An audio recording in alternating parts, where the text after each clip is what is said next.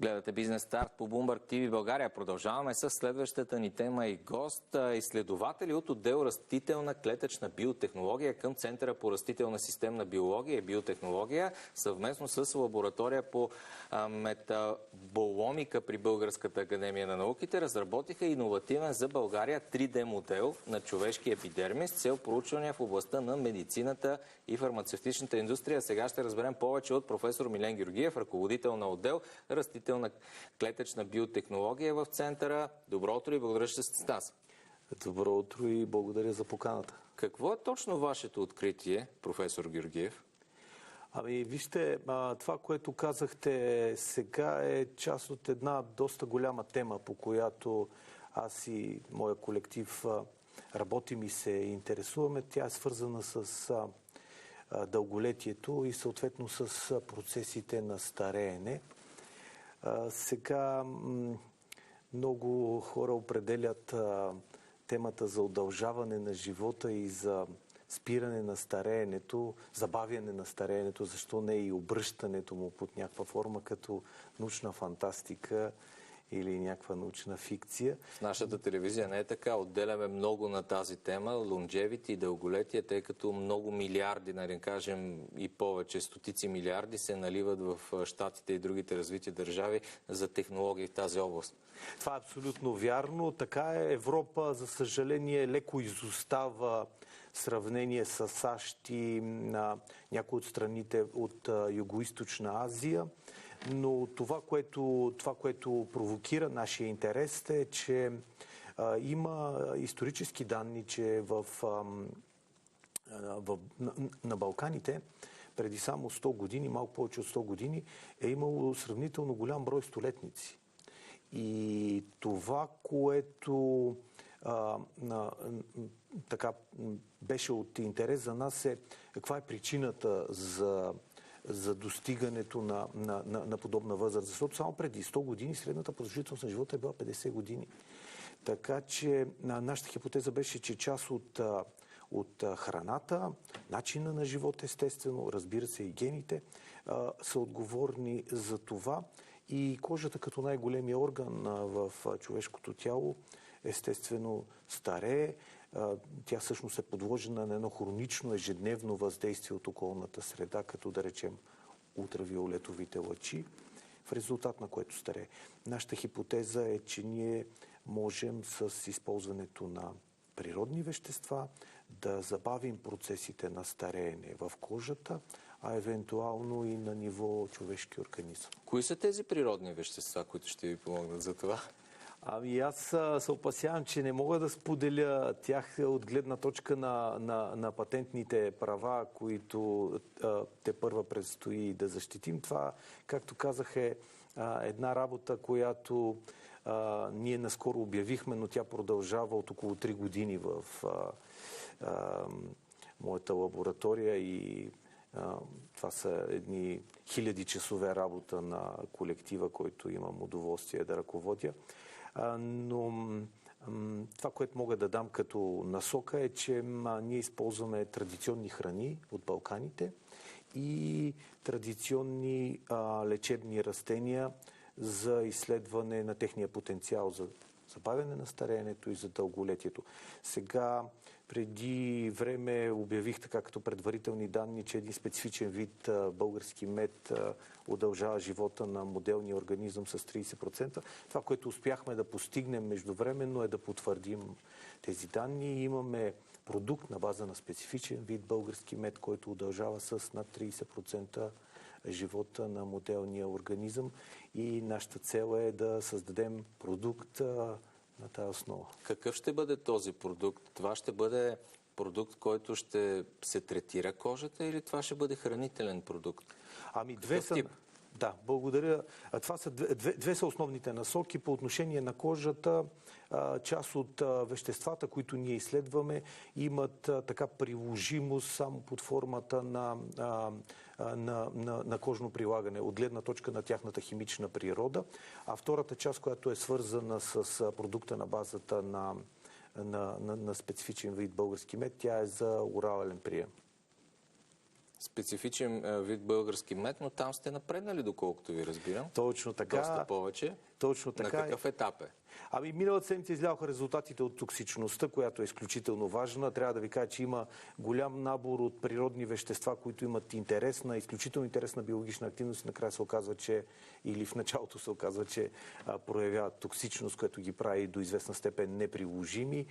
Миналата седмица излязаха резултатите нашите от токсичността, която не се наблюдава при прилаганите концентрации и в момента имаме готовност да стартираме процедурата за защита на интелектуалните права, което така отнема известно време, но това е една задължителна част от процеса. От какво е този мед? Ами, опасявам се, че не мога да ви кажа. Още ли не може да кажете, защо, нали? Предстои, предполагам, следващите месеци до година би трябвало да сте готови вече, да имате готовност да... Разбира се, значи в момента, в който имаме така свободата от патентните юристи да обявим, с удоволствие ще дойда и ще ви разкажа.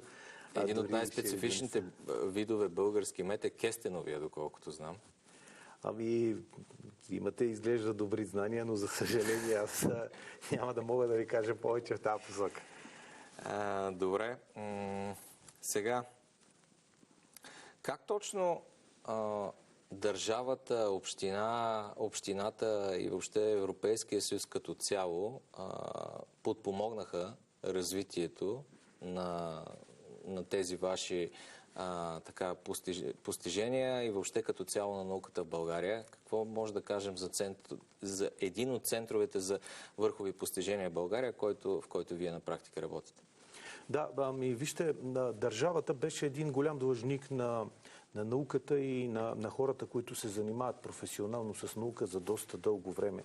Нещата обаче се промениха и то се промениха значително. Така наречения, имаше една оперативна програма, която беше отделена и беше наименувана наука, образование за интелигентен растеж, която беше, как да кажа, game changer.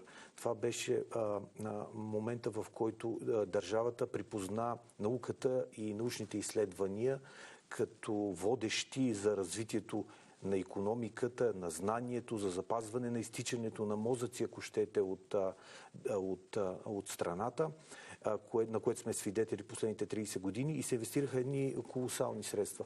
В нашия случай за центъра, за който говорим, ние успяхме да се преборим първо на европейско ниво с колеги от цяла Европа.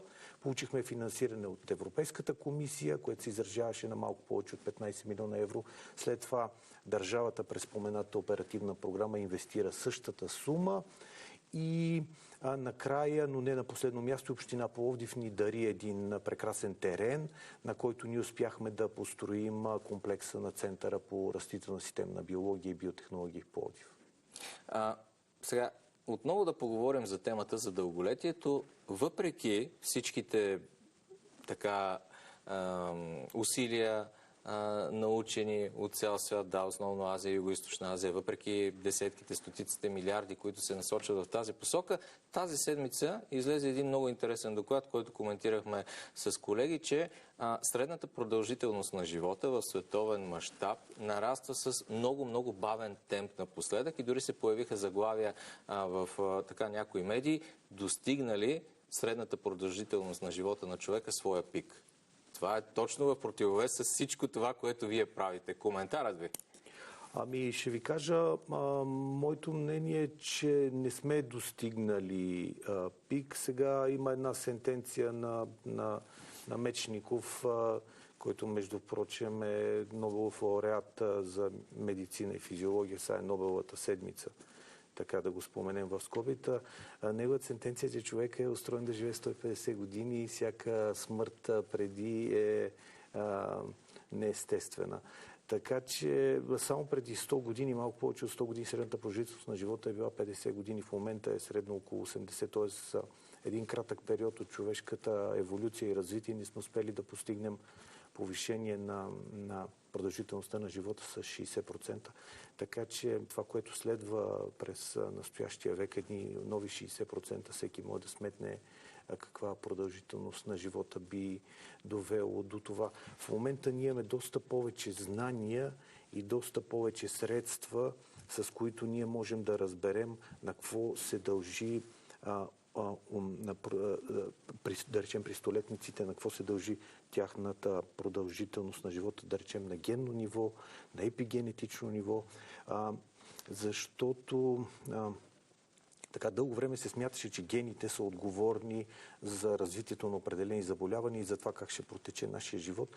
Оказва се обаче, че да вземем примера с неоплазиите или по-популярно казано онкологичните заболявания или рак, както го наричаме, 5 до 10% от случаите нашите гени са отговорни. Останалите 90-95% това е епигенетичното ниво.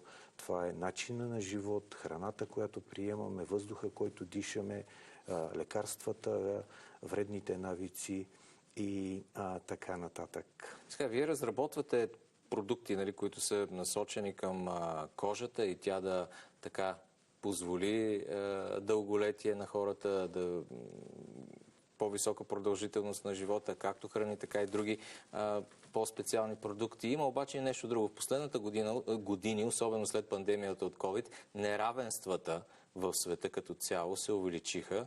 Много хора доходите им не позволяват да си купят същите стоки, които си купуваха преди инфлацията. Знаете каква беше само до преди няколко седмици, да, вече се покрути. Но тези хора с ниски доходи, те ще си купуват изключително некачествена храна, вероятно. Няма да могат да си позволят скъпата биохрана, която виждаме по пазарите, че е все пак по-скъпа от нормалната. Това не е ли в противовес, пък точно и няма ли да доведе точно до това да спре устрема на човечеството към дълголетие? Вижте, това, което казвате е абсолютно вярно, но тук излизаме от полето до известна степен на науката и влизаме в полето на политиката. За политика, предполагам, няма да говорим или няма да ме питате, защото... Обществени процеси. Това е икономика, разбира се. Това доходи, инфлация.